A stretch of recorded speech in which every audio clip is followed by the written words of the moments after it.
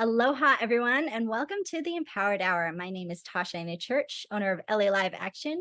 And today I have a really cool guest. I'm very excited because he is a blast from the past. His name is Nicholas Bradford, and he is the founder of the National Center for Restorative Justice. Did I get that correct? Yeah, Yes? that's right. All right. Nicholas, aloha. Where are you in the world? First off.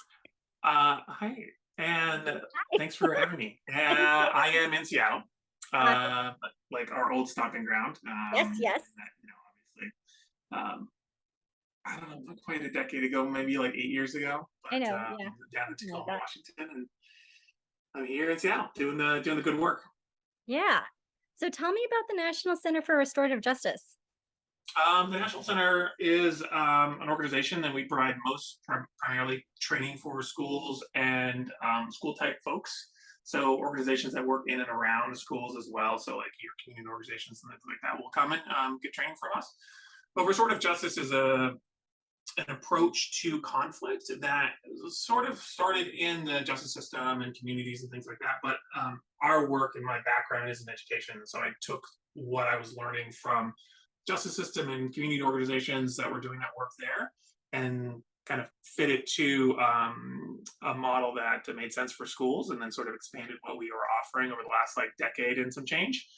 And in 2016, we founded the National Center for Restorative Justice. We've trained folks from all over the country, folks from Wyoming, South Carolina to Alaska, lots of folks from Washington and Oregon as well, and Idaho. You Yeah, just it's had a really, book. really exciting work. Most of our work is in person.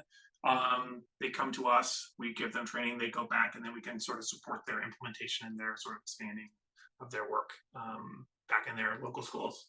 Very cool. Very cool. And you just had a book. You had a book a couple of years ago. Tell me about it. Yeah, just a year ago and some change, the Real World Guide to Restorative Justice in Schools. It's both a collection of our kind of philosophical like underpinnings, the ideas of restorative justice, and a compilation of stories and experiences of actual, RJ practitioners in schools that are like trying to do this work on the ground. And we hope to, recognize that like restorative justice is challenging. Working with young people, period, is challenging, but in and around this sort of conflict discipline space, it becomes more difficult when you're talking about like pretty significant like harms and things like that. And so how do we have systems that are responsive and supportive, right? So like this responsive and supportive aspect of restorative justice is really important. So and that's not just for authors and people who've like hurt other people, but also for victims and people who've been impacted, and for the community. How are we as a community supportive and responsive to both those people, both those kind of groups of people? Yeah. So with restorative justice, for people who don't know, can you just give sort of an overview and a definition?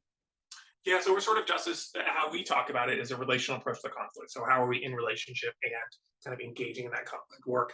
Um, it's really challenging when things get hard, and so we have to create systems to manage that difficulty.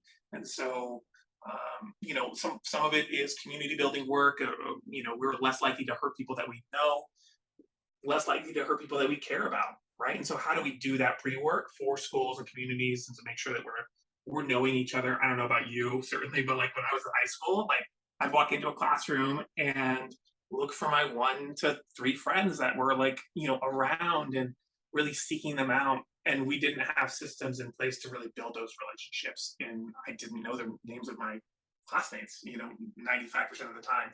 Yeah. Um, and so there's some of that pre-work that happens, and then when things go wrong, how do we really? I I can be a little like I tend to be a little conservative sometimes, and it's like, how do we be efficient with our time and energy, right?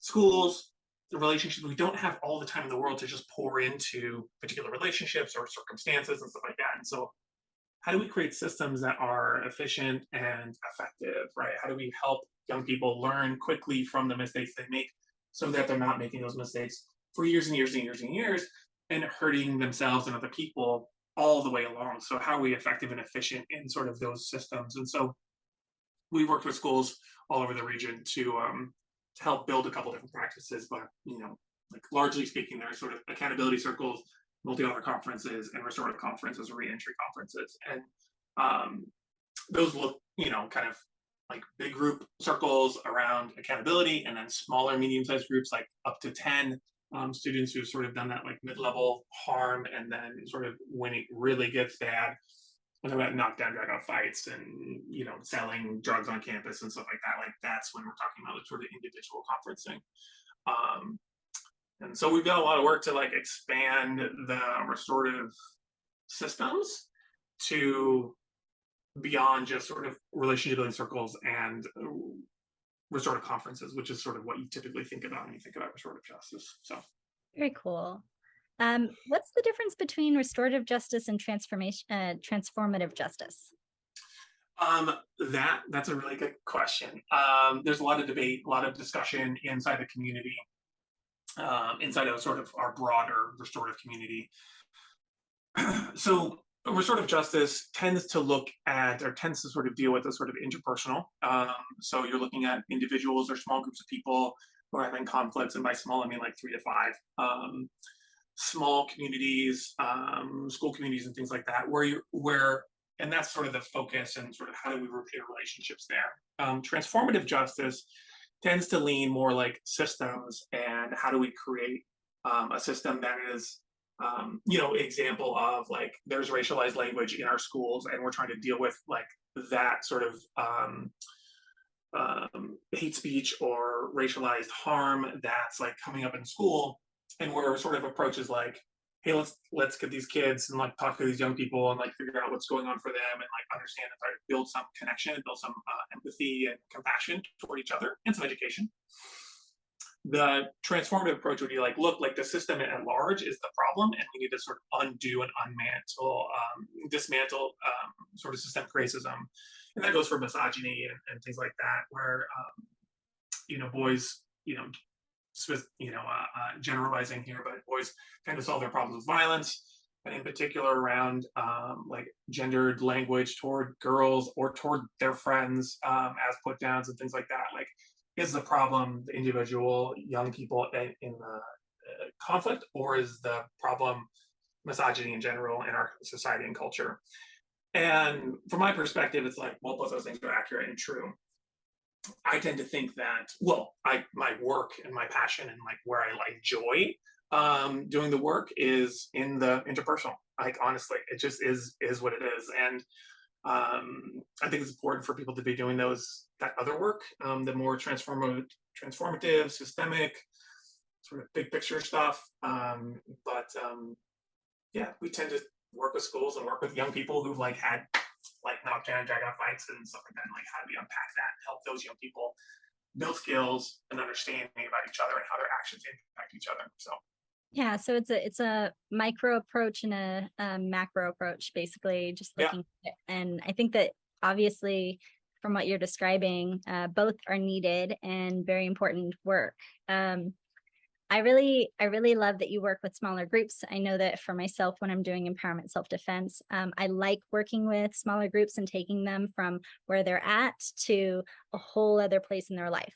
And it is just a very inspiring thing. I wondered if you could share one success story that you have. You don't obviously have to share like the company or the name or anything like that, but just one that was really inspiring for you.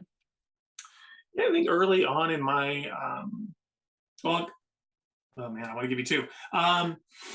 So like the short first one was very very early in my career, working with young men returning from prison in the halfway house. We were just doing some relationship building circles and trying to get young people to like understand, these young men to understand like their community, their role in their community, sort of in the house and their responsibility there. And we had 3 like relationship building circles, and the first 2 were like really like pulling teeth, to get these guys to like sit down and like just be together, and take turns and listen and respond to a question that wasn't goal oriented or whatever. And so the 4th day that we did this, these are 4 weeks in a row, right? We just did this on Thursdays, and the 4th day, like staff and I are like chatting in the office downstairs, and like one of the guys comes down and says, "Hey, like can we get on with the circle? Because like this is important. This is part of the tradition. This is part of the thing we do now. And it was just like so quick from a really reticent system with young men who, by all accounts, would would be your like typical folks who would not be interested in relationship building work, right? Like you think classically or whatever, traditionally in those ways. And so it was just a really interesting opportunity for me. That was very early in my career. And so, yeah, in all communities, people want to feel connected and want to feel like they're valued. Um, and so that's sort of on that sort of the relationship building side early in my career. And then sort of um, here in Washington, that was out in Vermont. And here in Washington, I was kind of in and around this case at this school where a young man had brought some chocolate to school laced with marijuana, cooked down, kind of how edibles happen. Shared it with a girl in class, and this girl sort of what I think would be typically described as like overdosed on this like chocolate. So if you've seen folks who have like had too much, there's some vomiting in and out of consciousness. This happens in class, right? This is in a class in school, right? So all the students are like, what's going on? What, like they're freaked out. He gets expelled, like emergency expelled. He's like, boom, you're gone. This girl, she goes to the hospital, gets her stomach pumped, recovers, comes back to class.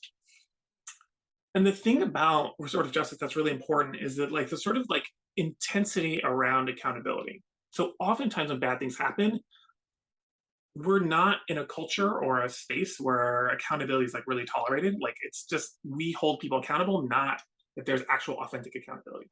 Mhm. And this young person stayed out of school for 2 months because he wasn't willing to take responsibility for his actions. But when he did, he came back into a community that was like supportive.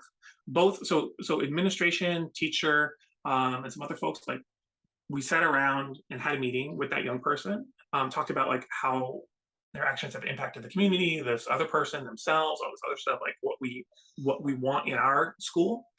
Um, and then we also met separately and before that young person came back into class with the class and said, hey, community, like how'd that feel?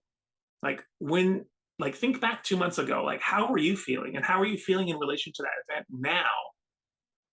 And what do you want that young person to know prior to them coming back into community?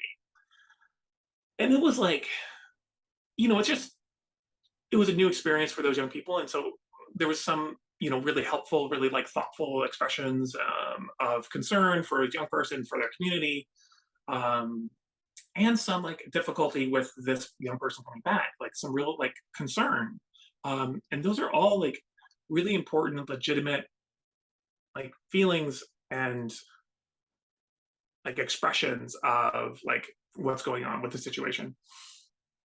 And so that young person came back, and there was actually there, this was this was a few years ago, and there was still some learning that I wanted to do in regards to sort of an event like that. But it was such an important aspect of how do we stick with young people until they're ready to take responsibility for their actions. So much of the school discipline system is like get out.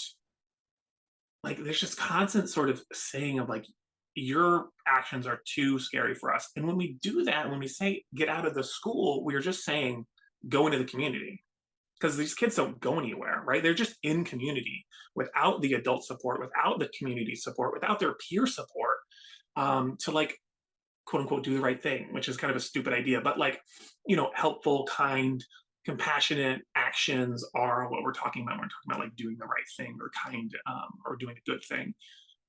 So yeah, those are two examples that are sort of earlier in my career that like stand out as looking at the power of restorative justice, like That's awesome. really, and in some ways, like quick in response, like really moving people from a place of like shame and disconnection to a place of connection and inclusion. It can be really remarkable. And so yeah. That's really cool.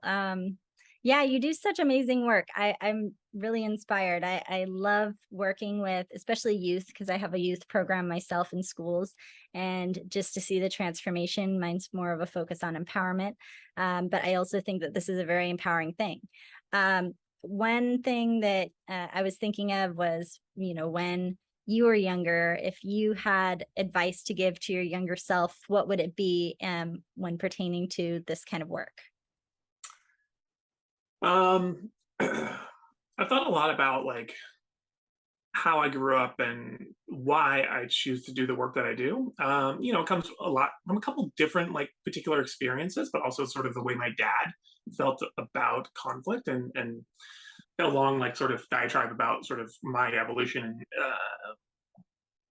in relation to conflict. But I think as far as advice is concerned, I don't know, you talk about more about empowerment and things like that. And I think that like not my younger self, like my teenage self, but my young 20s self, right? Which was still still a while ago. Not that long Um, ago. would oh man, it's not necessarily related to restorative justice. I think it's Okay, about goal good. setting.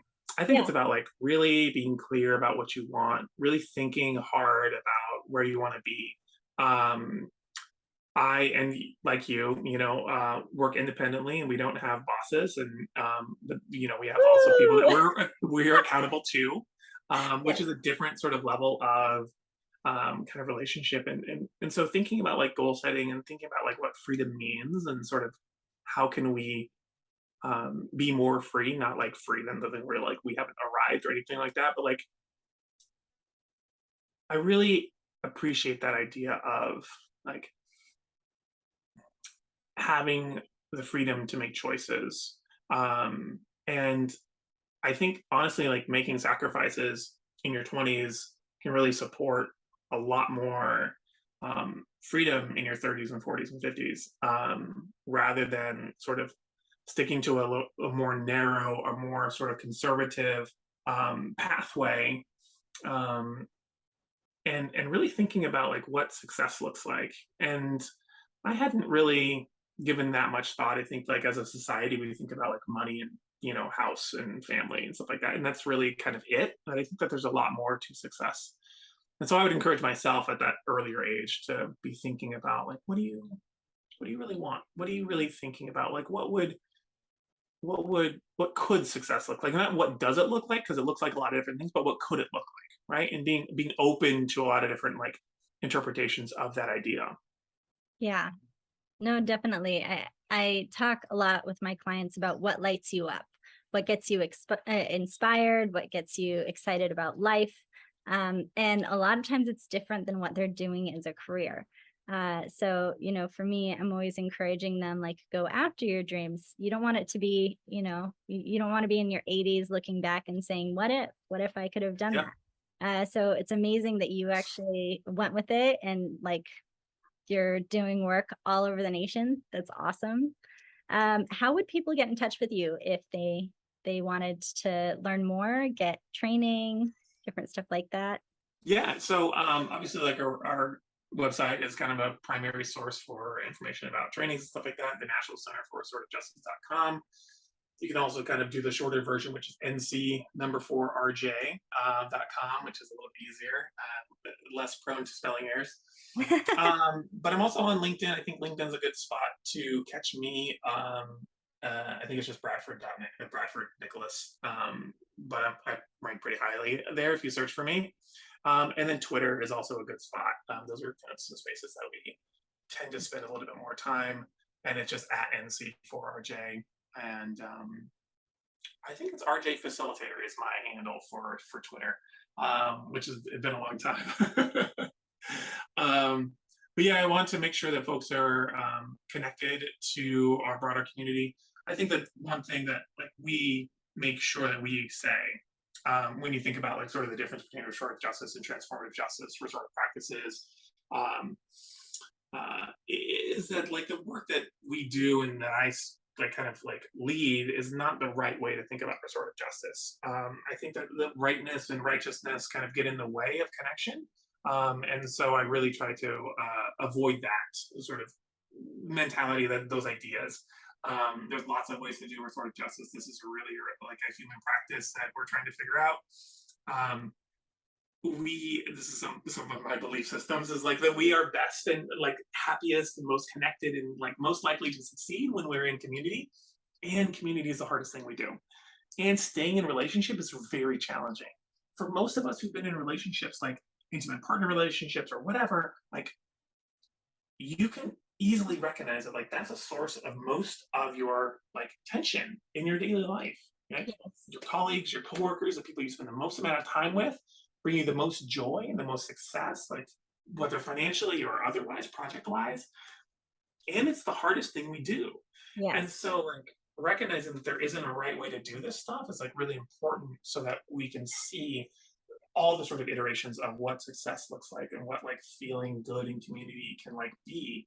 um and yeah, so I just want to make sure people understand like we call ourselves the National Center for Restorative Justice, but there's lots of other folks who are doing the really interesting work, like both in Seattle but also like nationally, internationally. And so I encourage all these people to like look for other voices. I'm certainly not the only one. So Nicholas, thank you so much for coming on. I really appreciate your time, and I'm going to have for all of you, all of his information is in the bio, even his LinkedIn account, so you'll know exactly where to find him. And yeah, so thank you, Nicholas, and definitely going to follow up with you to learn more. great. All right, Thanks, Sasha. Appreciate it. aloha.